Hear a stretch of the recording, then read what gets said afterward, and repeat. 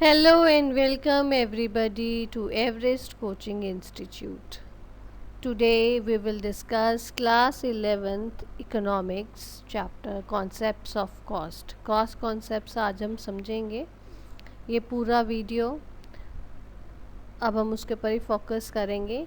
सो बच्चे please carefully इसको ध्यान से समझना और जहाँ पे आपको कोई दिक्कत होगी you are free to give it in the comment box. इस चैप्टर को अगर अच्छे से समझोगे तो आगे आपको इकोनॉमिक्स में चैप्टर्स इजी रहेंगे समझने के लिए.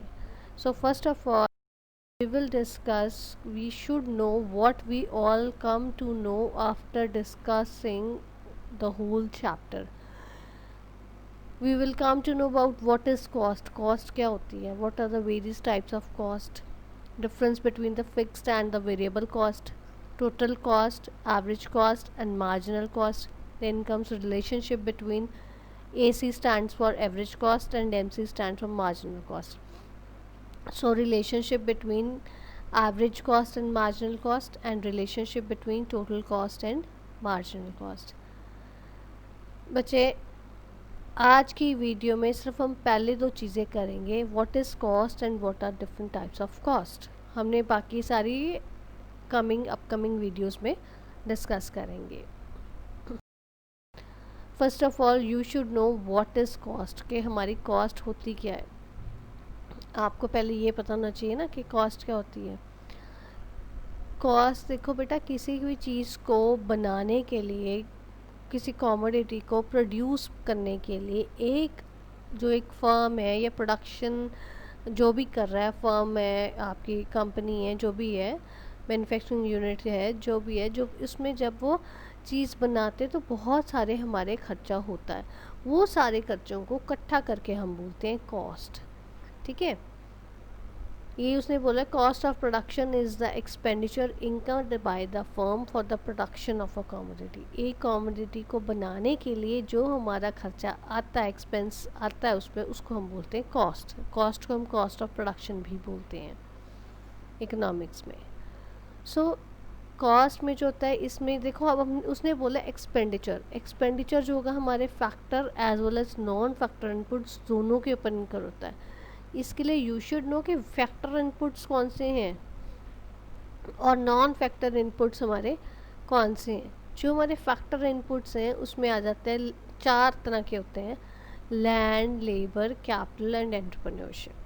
ठीक है, factor inputs are land, labour, capital and entrepreneurship. और जो नॉन फैक्टर इनपुट्स हैं, दीज इंक्लूड्स रॉ मटेरियल. ये रॉ मटेरियल है which will vary depending upon the units. आपने कितने की कमोडिटी बनानी है उसके ऊपर आपकी रॉ मटेरियल वेरी करेगी. सो ये बेसिक कॉन्सेप्ट था हमारा कि कॉस्ट हमारी क्या होती है. ये नाउ कम्स कि कॉस्ट फंक्शन क्या होता है.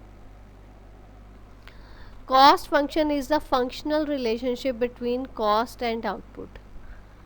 पीछे मैंने पुरानी वीडियोस में जब आपको मैंने प्रोडक्शन फंक्शन का चैप्टर करवाया था, उसमें मैंने आपको प्रोडक्शन फंक्शन करवाया था. उसमें हमने क्या किया था, फंक्शन रिलेशनशिप बनाता था इनपुट और आउटपुट के ऊपर, यही करता था ना. इसमें हमारी क्योंकि कॉस्ट फंक्शन है तो ये हमारा कॉस्ट और आउटपुट के ऊपर करेगा कि हमने पैसा लगाया, हमारा कितना पैसा लगा के कितने यूनिट्स बने. वो जो रिलेशनशिप शो करता है उसको हम बोलते हैं कॉस्ट फंक्शन. ठीक है, cost function shows least cost combination of inputs corresponding to different levels of outputs. वो बेसिकली बताता है अगर आप 5 यूनिट्स बना रहे हो तो आपका कितना खर्चा आ रहा है. कम से कम खर्चे को वो कोशिश करता है कम से कम खर्चे का रिलेशनशिप एस्टैब्लिश करे.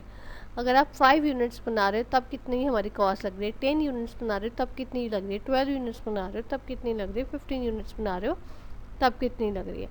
सो डिफरेंट आउटपुट्स पे डिफरेंट यूनिट्स जो हम मैन्युफैक्चर कर रहे हैं उसके ऊपर हमारा कितना हमारी इनपुट्स लग रही हैं उसके कॉम्बिनेशन को वो शो करता है, उसको बोलते हैं कॉस्ट फंक्शन. ठीक है, मैं ये सिंबॉलिकली देखो आपको नीचे लिखा हुआ है, ये मैं आपको दिखा देती हूँ. सिंबॉलिकली वो एक्सप्रेस कर रहा है C is equal to F Q, where C stands for cost of production. जो कॉस्ट बोलते हैं, F इज़ अ फंक्शन, मैंने आपको पहले भी प्रोडक्शन फंक्शन में बताया हुआ है Q stands for quantity of output, कि कितनी हमारी क्वांटिटी लग रही है, ठीक है, कितनी क्वांटिटी बनेगी। सो कितने हमारी खर्चे से हमारी कितनी आउटपुट आ रही है, ये फंक्शन वो बताता है कॉस्ट फंक्शन, ठीक है। मेरे ख्याल से आपको इतना समझ आ गया होगा कि बेसिकली कॉस्ट क्या होती है और कॉस्ट फंक्शन क्या होता है। द सेलिंग कॉस्ट, इसमें बेटे वैसे आपका सेलिंग कॉस्ट मैं आपको बता रही हूँ, इतना ज़्यादा रोल प्ले नहीं करता इस चैप्टर में, क्योंकि आपको सेलिंग कॉस्ट में बेसिकली आपको पता होना चाहिए कि सेलिंग कॉस्ट होती क्या है। ये एक डिफरेंट कॉन्सेप्ट है। सेलिंग कॉस्ट करता खर्चा कौन करता है, चीज़ को बेचना है हमने, जो प्रोड्यूसर ने पहले, एक प्रोड्यूसर का सिर्फ चीज़ बना के ही काम नहीं ख़त्म हो जाता, उसने मार्केट में सेल भी करना है। सो जो जितना खर्चा एक प्रोड्यूसर का आता है कि उस चीज़ को मार्केट तक पहुंचाने का, मार्केट में बेचने का, उस खर्चे को हम बोलते हैं सेलिंग कॉस्ट। जैसे आपकी एडवर्टीजमेंट होगी,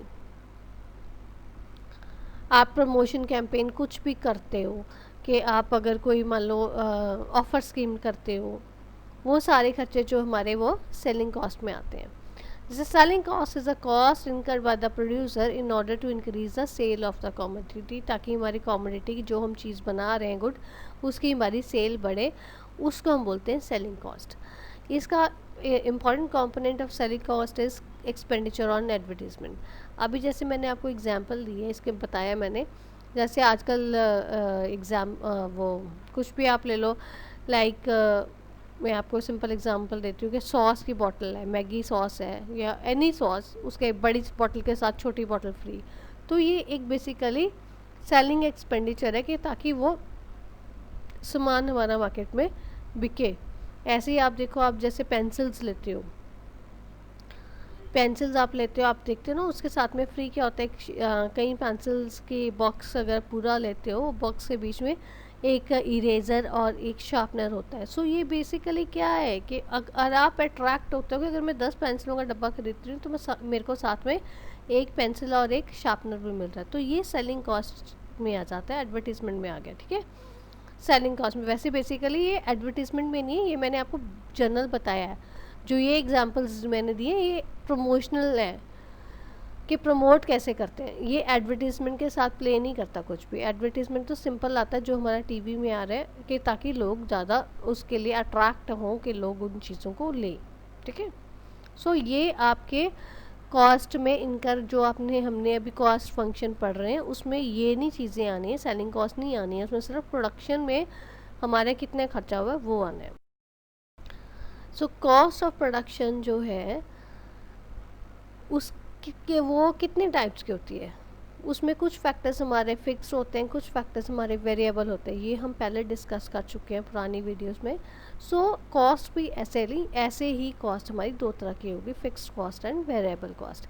ये बेटा आपको बहुत इंपॉर्टेंट है नोट करने के लिए कि शॉर्ट रन में होगी फिक्स्ड कॉस्ट और वेरिएबल कॉस्ट, लॉन्ग रन में तो सारे ही हमारे वेरिएबल हो जाएंगे।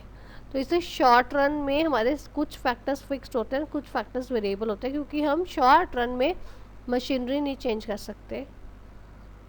अगर आप बोलो महीने बाद में अब नई मशीनें लगाते रहोगे या नया लैंड एक्वायर करते रहोगे, it is not possible, but in long run ज़्यादा देर में ये चीज़ें पॉसिबल हैं। तो इसलिए जो लॉन्ग रन में सारे के सारे फैक्टर्स हमारे वेरिएबल हो जाते हैं, और जो शॉर्ट रन में फिक्स्ड और वेरिएबल होते हैं। सबसे पहले हम डिस्कस करते हैं फिक्स्ड कॉस्ट क्या होती है। What is fixed cost? Fixed cost is a cost which do not change with the change in output. Fixed cost वो होती है जो आउटपुट जितनी मर्जी हो, आपको अगर याद हो मैंने आपको पहले भी एग्जांपल दिए पुरानी वीडियोस में कि फिक्स जो आप अगर आप घर है, घर में अगर 4 पीपल रह रहे हैं तब भी उतना ही खर्चा आएगा घर का, अगर 10 पीपल रह रहे हैं तब भी उतना ही खर्चा आएगा। सो अगर आपकी आउटपुट जितनी मर्जी हो, या एक मशीनरी आपने लगाई है, जैसे उस मशीनरी की मान लो प्रोडक्शन कैपेसिटी 1 लाख यूनिट्स है। सो अगर आप उसमें 10 यूनिट्स बना रहे हो या आप उसमें 1 लाख यूनिट्स बना रहे हो, उस या उसके बीच में कितने भी यूनिट्स बना रहे हो, खर्चा तो उतना ही आना है ना, मशीन तो उतनी रहेगी, ठीक है। तो fix cost is the cost which do not change with output. ये फिक्स कॉस्ट का जितना मशीनरी का खर्चा हो गया, रोज़ तो नहीं चेंज होगा वो, ठीक है। Fix cost remain same even if the output is zero. Fix cost आपकी सेम की सेम रहेगी। अब जैसे मैंने आपको बोला 10 रुपये में 10 यूनिट्स बना रहे हो तब भी मशीन का उतना ही खर्चा आएगा, 1 लाख यूनिट्स बनाओगे तब भी उतना ही खर्चा आएगा। अगर आप 0 यूनिट्स बना रहे हो, प्रोडक्शन हो ही नहीं रही, तब भी उतना ही खर्चा आएगा। ठीक है।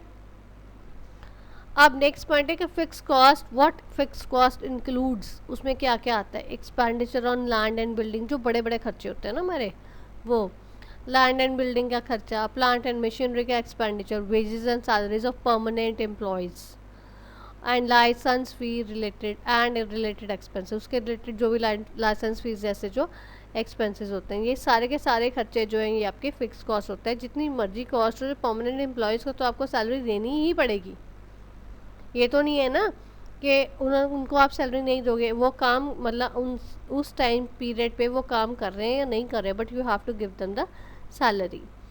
सो फिक्स कॉस्ट को हम और नेम्स क्या हैं, सप्लीमेंट्री कॉस्ट, ओवरहेड कॉस्ट और द इनडायरेक्ट कॉस्ट।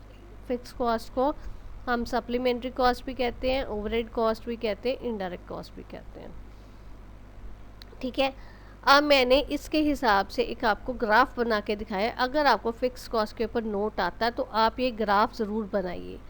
ये ग्राफ क्या कहता है, ये देखो, आउटपुट उसने एक्स एक्सिस पे इन यूनिट्स शो की है और वाई एक्सिस पे कॉस्ट शो की है। It is parallel to X axis, means it shows at zero से लेके यहाँ तक जितने मर्जी यूनिट्स बना लो, कॉस्ट आपकी टोटल फिक्स कॉस्ट सेम रहेगी। यही हमने इसमें बोला था ना, fix cost remain same even if output is zero, or fixed cost is the cost which do not change with the level of output। Output हमारी जितनी मर्जी हो, हमारी फिक्स कॉस्ट चेंज नहीं होती, तो इसका graph parallel to X axis आता है। ठीक है। वेरिएबल कॉस्ट, अब आती बात वेरिएबल कॉस्ट की कि वेरिएबल कॉस्ट हमारी क्या होती है। Variable cost are the cost which changes with output. जो कॉस्ट आपकी आउटपुट के साथ चेंज होगी उसको हम वेरिएबल कॉस्ट कहते हैं। मीन्स अगर 1 यूनिट प्रोड्यूस कर रहे हो तो अलग कॉस्ट होगी, 10 यूनिट्स कर रहे हो तो ज़्यादा कॉस्ट होगी, 50 यूनिट्स कर रहे हो तो और ज़्यादा होगी, एंड सो ऑन। ठीक है। Variable cost is zero when output is zero. जैसे फिक्स कॉस्ट में होता है, फिक्स कॉस्ट तो हमारी इंकर होनी है, हम चाहे आउटपुट हमारी ज़ीरो हो। पर वेरिएबल कॉस्ट में ये है कि अगर हमारी आउटपुट हमारी ज़ीरो है तो वेरिएबल कॉस्ट भी ज़ीरो ही होगी। So variable cost can be zero but fix cost can not be zero. Now what are the various examples of variable cost. इसकी एग्जांपल्स जैसे raw material, cost of raw material. अब देखो, अगर आप कोई प्रोडक्शन कर रहे हो तभी आपको रॉ मटेरियल चाहिए, नहीं तो नहीं चाहिए। Wages of part time employees, जो एम्प्लॉयज़ हमारे पार्ट टाइम है, अगर काम होता तभी हम उनको बुलाते हैं ना, अगर काम नहीं होता हम उनको नहीं बुलाते हैं। सो देयर वेजेस और their salaries, these are example of variable cost. Then electricity charges, electricity charges भी, बिजली आप तभी ज़्यादा कंज्यूम करोगे ना अगर आपकी प्रोडक्शन ज़्यादा हो रही है। सो लाइक फिक्स कॉस्ट, उसमें मैंने आपको वेरिएबल फिक्स कॉस्ट के एग्जाम्पल नाम बताए थे, इनडायरेक्ट कॉस्ट, ओवरहेड कॉस्ट या सप्लीमेंट्री कॉस्ट। ऐसी वेरिएबल कॉस्ट को हम बोलते हैं प्राइम कॉस्ट या indirect cost. Other names of variable cost are prime cost और इनडायरेक्ट कॉस्ट। अब देखो बेटा, मैंने इसका डायग्राम शो किया है राइट साइड पे। इसमें क्या है, output is shown on X axis and total variable cost is shown on Y axis. ये देखो, ये ज़ीरो से स्टार्ट हो रहा है। जब आपने टोटल फिक्स कॉस्ट का डायग्राम देखा था वो हमारा पैरेलल टू ऐसे था, parallel to X axis. But ये जो टोटल वेरिएबल कॉस्ट का है ये ज़ीरो से शुरू, दिस शोज दैट कि ये हमारी, अगर हमारी आउटपुट ज़ीरो है तो हमारा वेरिएबल कॉस्ट भी ज़ीरो होगी। ये पहले इंक्रीज़ हो रहा है, फिर वो थोड़ा डिक्रीजिंग रेट पे इंक्रीज़ हो रहा है, फिर ये बढ़ रहा है। तो ये इस टाइप का कर्व होता है हमारा टोटल वेरिएबल कॉस्ट का। अब ये ऐसा क्यों होता है कर्व, देखो, अब मैंने आपको करवाया था law of variable provision production function में। उस पर हमने क्या किया था, पहली स्टेज पे क्या था, इंक्रीजिंग रिटर्न्स, क्योंकि वो इंक्रीजिंग रिटर्न्स पे हमारी प्रोडक्शन हो रही है, वो इंजॉय कर रहा है स्टार्टिंग में, इसलिए हमारा क्या होता है, हमारा एमपी जो मार्जिनल प्रोडक्टिविटी है हमने किया था, marginal product of variable factor, वो बढ़ना शुरू हो जाता है। उसके कारण क्या, ये कॉस्ट और प्रोडक्ट का बिल्कुल ऑपोजिट रिलेशन चलता है।